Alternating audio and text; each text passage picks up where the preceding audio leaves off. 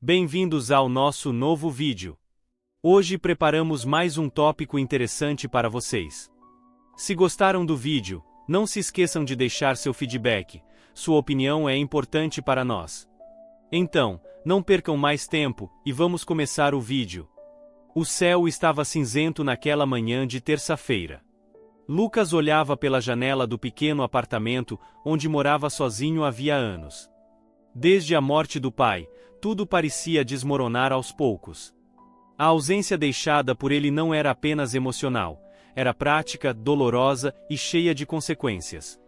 O pai sempre fora o mediador, a ponte entre os dois irmãos tão diferentes.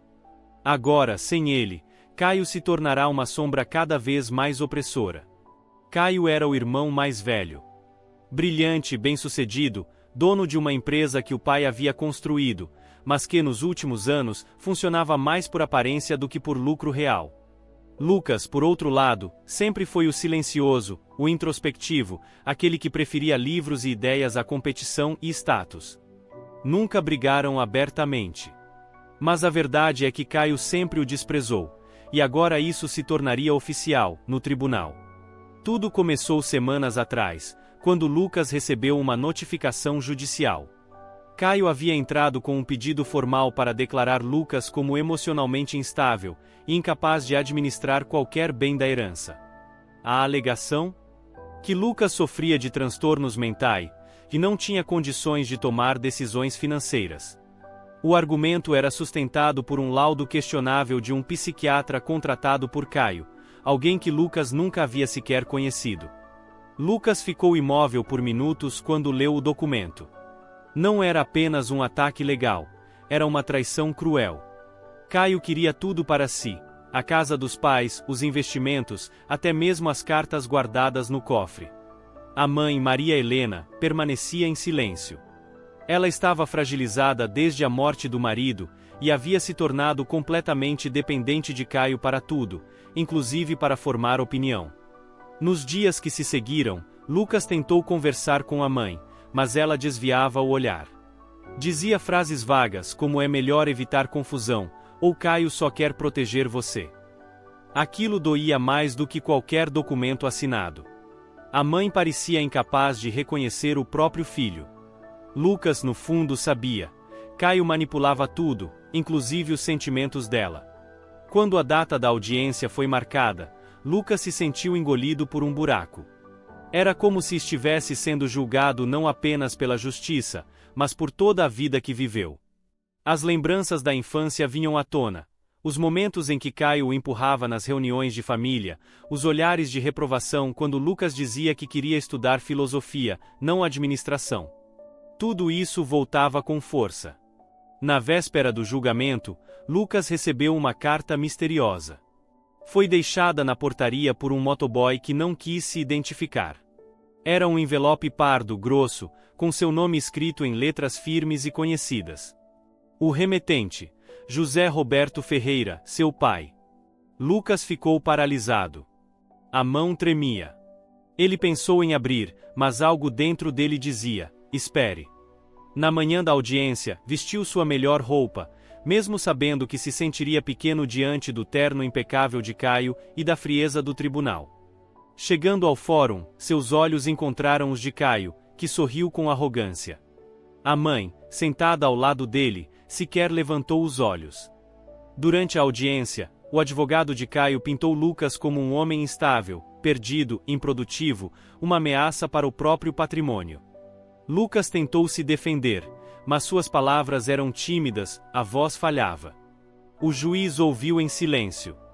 As testemunhas, todas indicadas por Caio, reforçaram a narrativa. No fim, o juiz disse que precisava de tempo para analisar os argumentos. A decisão seria divulgada em 2 dias. Lucas saiu do tribunal com o peso do mundo sobre os ombros. Mas, ao chegar em casa, colocou o envelope sobre a mesa, respirou fundo e decidiu abrir. Era chegada a hora. Lucas segurava o envelope agora aberto entre as mãos. Sentado à mesa da cozinha, ele relia cada palavra da carta como se precisasse ter certeza de que aquilo era real. O papel timbrado, o selo do cartório, a assinatura do pai. Não havia dúvida, era autêntico. Um testamento informal, sim, mas contendo revelações poderosas e provas anexas. A carta começava com carinho. Lucas, se estás lendo isto, é porque já não estou mais aqui. Sei que Caio tentará tomar tudo de você. Mas você é mais forte do que imagina. Em seguida vinha o impacto. O pai relatava ter deixado contas bancárias no nome de Lucas, ações registradas legalmente, além de denunciar manipulações de Caio, inclusive a falsificação de documentos e movimentações suspeitas com os bens da família. Entre os papéis, havia cópias de extratos bancários, registros de transações, e até uma carta escrita à mão de um ex-funcionário da empresa, testemunha das fraudes. Lucas chorou. Não de tristeza, mas de algo mais profundo, um misto de alívio, dor e força recuperada. Pela primeira vez em muito tempo, ele sentiu que não estava sozinho. O pai, mesmo após a morte, havia lhe dado uma arma. Agora tudo dependia dele, usar aquilo com inteligência e coragem. 2 dias depois, Lucas voltou ao tribunal. Mas dessa vez, algo havia mudado. A sua postura era firme. Seu olhar, direto. O medo ainda existia, mas estava sob controle. Caio, ao vê-lo entrar na sala de audiência, não sorriu. Apenas estreitou os olhos, como se sentisse que algo estava diferente. A audiência recomeçou. O juiz pediu que as partes fizessem suas considerações finais. O advogado de Caio, confiante, repetiu os mesmos argumentos. Pintou Lucas como alguém instável, improdutivo, incapaz de gerir sequer a própria vida. Citou um histórico de comportamento recluso, ausência de renda fixa e falta de participação nos negócios da família. Tudo montado para deslegitimar Lucas e garantir a herança completa nas mãos de Caio. O juiz então olhou para Lucas. Senhor Lucas Ferreira, o senhor tem algo a declarar antes que esta audiência seja encerrada? Lucas se levantou calmamente. Pegou a pasta de documentos que trouxera. Caminhou até o juiz e entregou. Excelência, tenho provas que não apenas refutam tudo o que foi dito, como também revelam crimes cometidos pelo meu irmão. O silêncio caiu sobre a sala. O juiz começou a ler. As sobrancelhas se arquearam. Ele pediu uma pausa para verificar os documentos com atenção. Chamou os advogados de ambos os lados para se aproximarem. O advogado de Caio empalideceu. Caio se remexia na cadeira, incomodado, tentando manter a compostura. A tensão na sala aumentava a cada página lida. Cópias autenticadas, extratos, assinaturas comparadas, datas incompatíveis com os registros oficiais da empresa. E, por fim, a carta do pai, explicando como Caio, anos antes, havia começado a transferir bens da empresa para si próprio, burlando inclusive o testamento inicial que previa a divisão igualitária entre os irmãos. Isto é gravíssimo, murmurou o juiz. Vamos precisar acionar o Ministério Público para investigar as acusações. A mãe de Lucas, presente na sala, parecia confusa. Seus olhos corriam entre os papéis e os rostos dos filhos. Pela primeira vez, ela olhou diretamente para Lucas. Seus lábios tremiam. Ela não dizia nada, mas havia algo nos olhos dela que Lucas não via há anos: arrependimento. Caio se levantou de repente. Isso é um absurdo. Ele está inventando tudo. Esse testamento é falso. Ele falsificou. Mas o juiz não parecia convencido. O documento foi registrado em cartório. E há testemunhas mencionadas que serão ouvidas. Além disso, Sr. Caio, há registros bancários e assinaturas conflitantes. Até que tudo seja apurado, nenhuma decisão sobre a herança será tomada. E recomendo que consulte um advogado criminal. Lucas voltou ao seu lugar, sentando-se em silêncio. O coração ainda batia forte, mas sua alma estava leve. Ele não havia apenas se defendido. Havia mostrado quem realmente era. O tribunal estava em silêncio quando Lucas deixou a sala. O juiz havia suspendido temporariamente o processo, ordenando uma investigação imediata dos documentos apresentados. O promotor presente tomara nota de tudo com um olhar atento. Caio, visivelmente abalado, saíra por outra porta, evitando qualquer contato visual com a mãe ou o irmão. Lucas caminhava lentamente pelas escadas do fórum. Cada degrau parecia mais leve do que o anterior. Pela primeira vez em anos, ele sentia que sua voz havia sido ouvida. Não gritada, não imposta, mas ouvida, com verdade, com provas, com dignidade. Não era mais o irmão frágil, invisível, que podia ser empurrado para os cantos da história familiar. Ele havia se levantado e exposto a verdade. Chegando em casa, Lucas deitou a pasta com os documentos sobre a mesa e preparou um café. Era quase meio-dia, mas ele não havia comido nada. Ekabika fervilhava. O rosto do pai lhe vinha à mente. A forma como ele o abraçava, como acreditava nele mesmo quando ninguém mais o fazia. Abriu novamente a carta e leu alguns trechos. A caligrafia firme, as palavras simples mas diretas. Lucas, se algum dia você precisar dessa carta, é porque chegou a hora de parar de se calar. Eu sei que você é bom. Eu sei que você é justo. Mas o mundo nem sempre reconhece isso. Por isso deixei essas provas contigo. Não confiei em advogados. Não confiei em bancos. Confiei em você. Ele respirou fundo. O pai havia previsto tudo. Ao final da carta, o pai deixava instruções claras sobre documentos anexos que deveriam ser apresentados caso Lucas fosse atacado legalmente. Entre eles, uma gravação, um vídeo em que o pai, visivelmente cansado, sentado em seu escritório, falava com calma e lucidez. Se essa gravação for exibida, é porque Caio passou dos limites. Eu confiei nele por muito tempo, mas vi os erros crescerem. Não quero que essa família seja destruída por ambição. Lucas, você é a esperança de reconstrução. Proteja sua mãe, mesmo que ela não entenda agora. Lucas chorou de novo. Mas dessa vez, eram lágrimas calmas, de reconhecimento. Ele agora compreendia o peso da confiança depositada nele. A missão era clara, e muito maior do que apenas defender sua parte da herança. Ele precisava limpar o nome da família e restaurar a verdade. No dia seguinte, ele foi ao cartório. Confirmou a autenticidade da carta e da gravação. Em seguida, procurou o promotor designado pelo juiz e entregou cópias de tudo: documentos, vídeos, registros bancários.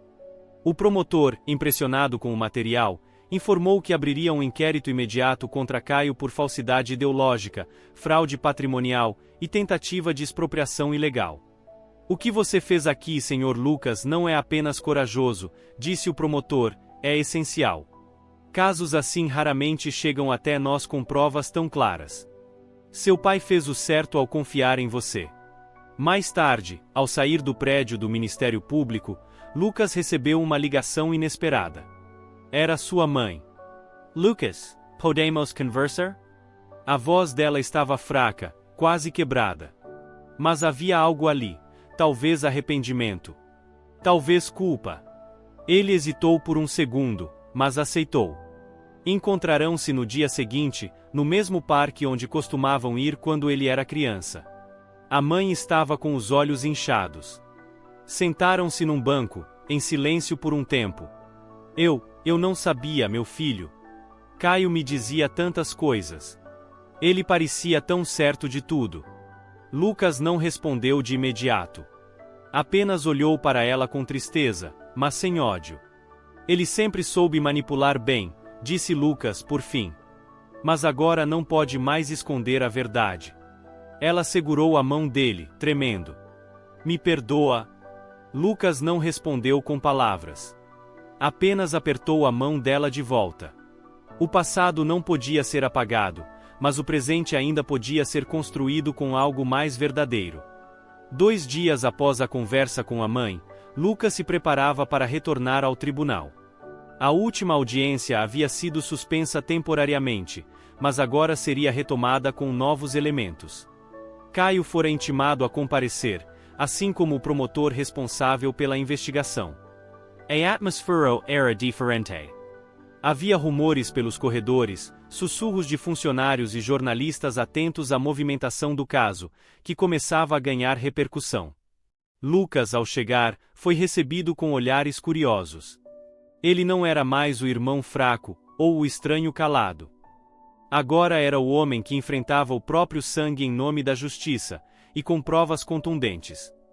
Ao entrar na sala de audiência, seu olhar encontrou o de Caio. Desta vez, não havia arrogância no rosto do irmão. Havia tensão. Seus olhos estavam fundos, as olheiras visíveis. O semblante que antes exalava confiança agora denunciava medo. O juiz iniciou a sessão com voz firme. Esta audiência tem como objetivo avaliar as novas provas entregues pela parte do Sr. Lucas Ferreira e decidir os próximos passos legais quanto à disputa de bens e possíveis crimes associados. O promotor se levantou. Organizado, objetivo, começou a exibir os documentos, um a um com precisão cirúrgica. Mostrou a carta registrada em cartório, as movimentações bancárias que comprovavam desvio de recursos, e por fim, a gravação feita pelo pai dos irmãos.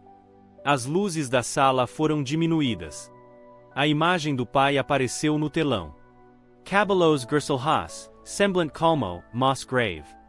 Sua voz preenchia o ambiente com uma autoridade que ia além da morte. Caio, se você estiver vendo isso, é porque levou longe demais. Lucas, confie MSI. Proteja o que é justo. A verdade está nas suas mãos. Quando o vídeo terminou, o silêncio foi absoluto. Até o som das respirações parecia ter sumido. O juiz se recostou na cadeira. Olhou fixamente para Caio. O senhor deseja se pronunciar? Caio hesitou. O advogado ao seu lado lhe murmurava algo no ouvido, possivelmente aconselhando silêncio. Mas, como sempre, Caio confiou demais na própria lábia. Isso tudo é encenação. Meu pai estava doente nos últimos anos, ele podia ter sido manipulado. Esse vídeo não prova nada. O juiz Franzio atesta. O vídeo está datado e autenticado. As assinaturas foram periciadas. E temos evidências cruzadas dos desvios de patrimônio. Senhor Caio, o senhor está sob investigação formal por crimes de falsidade ideológica, fraude patrimonial e tentativa de estelionato. Recomendo que permaneça em silêncio, pois tudo o que disser poderá ser usado em sua acusação criminal. A mãe de Lucas, sentada discretamente ao fundo, abaixou a cabeça e começou a chorar. Lucas a olhou com ternura, mas manteve-se firme. Aquilo não era sobre vingança. Era sobre verdade. O juiz então anunciou: a herança da família Ferreira será dividida conforme o testamento original do Sr. José Roberto Ferreira. O Sr. Lucas receberá legalmente sua parte, assim como assumirá, por decisão da própria mãe, a administração de seus bens enquanto ela estiver em acompanhamento médico. O Sr. Caio, por decisão deste tribunal, está impedido de movimentar qualquer ativo até o fim da investigação criminal. Caio explodiu. Você acha que venceu, Lucas? Você sempre foi um peso para essa família. Um parasita. Só conseguiu isso porque papai te mimou. Vai ver se consegue manter isso sozinho, fracassado. Lucas se levantou lentamente. Olhou nos olhos do irmão. A sala inteira observava. Eu não venci nada, Caio. Só defendi o que era meu. E mesmo depois de tudo isso, ainda espero que um dia você entenda o que significa ter paz. O juiz bateu o martelo. Sessão encerrada. A multidão começou a se mover. Jornalistas, advogados, funcionários. Lucas respirou fundo. A tempestade havia passado. Ainda havia um longo caminho pela frente. Reconstruir os laços com a mãe, retomar a vida, lidar com as memórias, mas o principal estava feito. Ele havia recuperado sua dignidade. No corredor do tribunal, ao sair, uma jovem jornalista se aproximou. Senhor Lucas, podemos fazer uma entrevista? Sua história pode inspirar outras pessoas. Lucas parou por um instante. Pensou no pai. Pensou em todos os que já haviam sido silenciados por familiares gananciosos ou pela própria vergonha. Podemos sim. Mas não é sobre mim. É sobre como a verdade pode demorar, mas sempre aparece. O julgamento havia terminado, mas para Lucas, a verdadeira jornada só começava. Nos dias que seguiram a decisão judicial, a notícia se espalhou rapidamente. Sites de notícias, programas de televisão e redes sociais passaram a compartilhar a história do irmão calado que desmascarou a fraude dentro da própria família. Era como se, de repente, todos quisessem ouvir sua voz, a mesma voz que por anos fora ignorada, subestimada, silenciada. Mas Lucas não buscava fama. O que ele queria era respirar em paz. E agora, com a verdade estabelecida, ele finalmente podia. A mãe, Maria Helena, passava os dias em casa, mais introspectiva do que nunca. O relacionamento com Lucas ainda era frágil, feito de conversas curtas, olhares trocados, pequenos gestos. Mas havia reconciliação.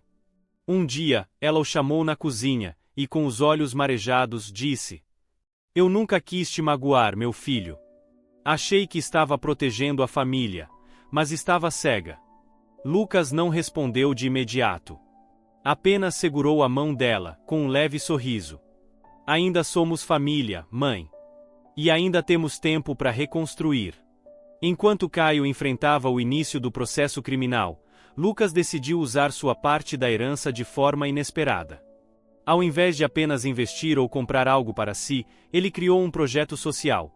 Um centro de apoio jurídico e psicológico para pessoas que sofriam injustiças dentro da própria família, especialmente em casos de herança, abandono, abuso emocional ou silêncio forçado. O nome do projeto era simbólico: Voz Invisível.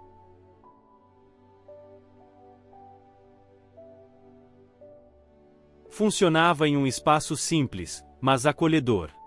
Advogados voluntários, psicólogos e assistentes sociais ajudavam pessoas como ele a entenderem seus direitos, a construírem coragem e, acima de tudo, a não se sentirem sozinhas. O projeto rapidamente ganhou apoio público e doações. Certa tarde, uma jovem entrou no centro. Tímida, com marcas no rosto e no coração, contou que havia sido deserdada injustamente pelo avô, influenciado por um dos tios. Lucas ouviu com atenção, como sempre fazia. No fim do relato, ela perguntou: "Você acha que vale a pena lutar, mesmo quando todo mundo diz que você vai perder?" Lucas sorriu com serenidade. "Não importa o que os outros dizem. Importa o que você sabe ser justo. Eu também ouvi que não valia nada. Mas um papel, uma verdade, mudou tudo. Do lado de fora, o céu estava limpo, o sol aquecia suavemente. Eram daqueles dias que não precisavam de grandes gestos para serem memoráveis." Lucas saiu para caminhar até o jardim do centro. Plantar algumas flores em homenagem ao pai. Ali, entre lavandas e jasmins, ele encontrava paz. No celular, chegou uma notificação.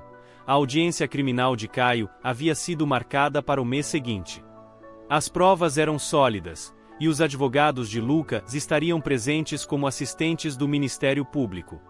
Ele não sentia ódio. Só queria justiça.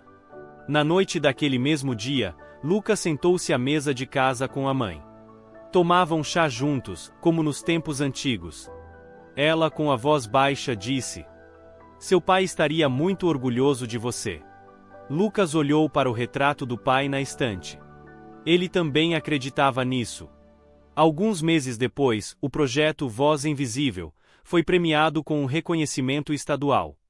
Lucas subiu ao palco com o coração tranquilo. Em seu discurso disse: "Esta história não é sobre mim. É sobre todos os que foram silenciados e pensaram que não tinham escolha. Às vezes, basta uma carta, uma lembrança, uma verdade guardada para mudar tudo. O silêncio não é fraqueza. O silêncio é força que espera a hora certa de falar. E quando fala, ninguém pode ignorar." Ao descer do palco, foi aplaudido de pé. Lucas não apenas recuperou o que era seu, ele se transformou. Da sombra do irmão, tornou-se luz para os que viviam na escuridão. A dor que sofreu se tornou ponte para a libertação de outros. E o documento que mudou tudo era, na verdade, apenas o início.